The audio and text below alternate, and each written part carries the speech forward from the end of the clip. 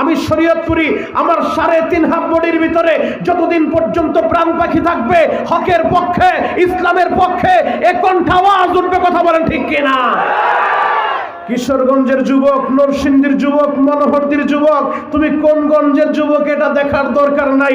আমি শরীয়তপুরি তোমার পায়ে হাত রেখে বলে যাই, আরে তুমি কোন দলের নেতা আর কর্মী এটা তোমার পরিচয় না। তুমি কোন পীরের মুরিদ এটা তোমার পরিচয় না। হয়তো তুমি চরমনাই যাইতে পারো, হয়তো তাবলিগ করতে পারো, উজানি যাইতে পারো, সারসিনা যাইতে পারো, বাহাদুরপুর যাইতে পারো, হয়তো তুমি বিএনপি করতে পারো, ছাত্র দল, যুব দল, শ্রমিক দল করতে পারো, হয়তো তুমি আওয়ামী লীগ করতে পারো, হয়তো তুমি জাসদ, বাসদ, খেলাফত, ইসলামী আন্দোলন করতে পারো, তোমার ব্যক্তিগত ব্যাপার। তবে আমি মনিরুল ইসলাম শরীয়তপুরি তোমাদের পায়ে হাত রেখে বলে যাই, এটা তোমার পরিচয় না।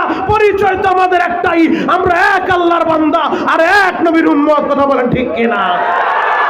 এটাই আমাদের বড় পরিচয়। মুসলমান হিসেবে যদি আমাদের এই কণ্ঠে আওয়াজ উঠে আর আমাদের 3.5 হাত বডির ভিতরে রক্ত চলাচল করে, যে আল্লাহর নামে, যে আল্লাহর দেওয়া অক্সিজেন আমরা গ্রহণ করি, যে আল্লাহর দয়ায় আমরা কথা বলতে পারি, যে আল্লাহ আমাদের বাক স্বাধীনতা দিয়েছেন, যে আল্লাহ আমাদের বাক শক্তি দিয়েছেন, ওই আল্লাহর নামে যদি কথা বলতে হয়, যেহেতু আসমান আল্লাহর, জমিন আল্লাহর, আল্লাহর আসমানের নিচে বসে, আল্লাহর জমিনের উপরে বসে এ কণ্ঠে যদি আওয়াজ ওঠে, কোন তন্ত্র মন্ত্রের আওয়াজ নয়, কোন তন্ত্র মন্ত্রের স্লোগান নয়। মুসলমান হিসেবে আমাদের কণ্ঠে আল্লাহু আকবার আওয়াজ উঠবে, আল্লাহু আকবার আওয়াজ উঠবে।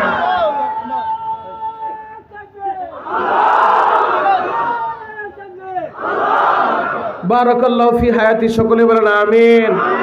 নরসিংদীর যুবক, তোমরা দাঁড়াইতে সাহস পাও না, একজন মুরব্বী দাড়িগুলা পাইকে গেছে, সে দাঁড়ায় আল্লাহু আকবার তাকবীর দিয়ে ময়দানটা গরম করে দিল।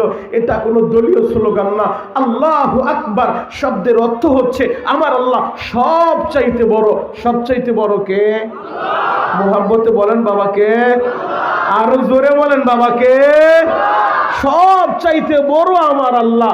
যেই বান্দা বলে আমার আল্লাহ বড়, আল্লাহ তারে ছোট রাখবে না, ওরে দুনিয়াতেও সম্মানিত করবে, মরার পরে জান্নাত দিয়ে ধন্য করবে। আল্লাহু আকবার।